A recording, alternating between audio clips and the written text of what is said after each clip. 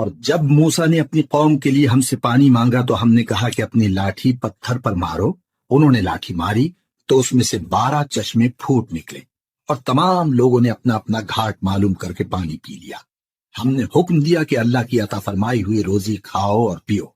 اور زمین میں فساد نہ کرتے پھرنا۔ اور جب تم نے کہا کہ موسیٰ ہم سے ایک ہی کھانے پر صبر نہیں ہو سکتا، تو اپنے پروردگار سے دعا کیجئے کہ ترکاری اور ککڑی اور گیہوں اور مسور اور پیاز وغیرہ جو نباتات زمین سے اگتی ہیں ہمارے لیے پیدا کر دے۔ انہوں نے کہا کہ عمدہ چیزیں چھوڑ کر ان کے بدلے ناقص چیزیں کیوں چاہتے ہو؟ اگر یہی چیزیں مطلوب ہیں تو کسی شہر میں جا اترو، وہاں جو مانگتے ہو مل جائے گا۔ اور آخر کار ذلت و رسوائی اور محتاجی و بے نوائی ان سے چمٹا دی گئی، اور وہ اللہ کے غضب میں گرفتار ہو گئے۔ یہ اس لیے کہ وہ اللہ کی آیتوں سے انکار کرتے تھے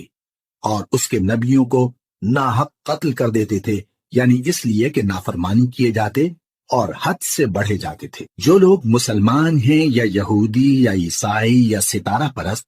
یعنی کوئی شخص کسی قوم و مذہب کا ہو،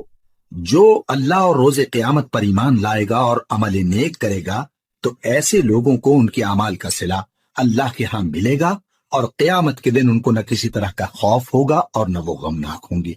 اور جب ہم نے تم سے عہد کر لیا اور کوہ طور کو تم پر اٹھا کھڑا کیا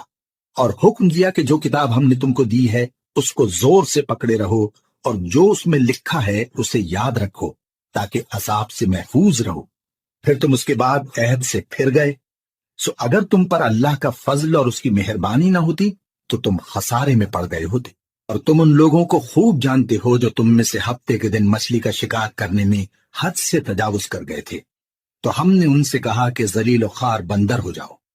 اور اس قصے کو اس وقت کے لوگوں کے لیے اور جو ان کے بعد آنے والے تھے عبرت اور پرہیزگاروں کے لیے نصیحت بنا دیا۔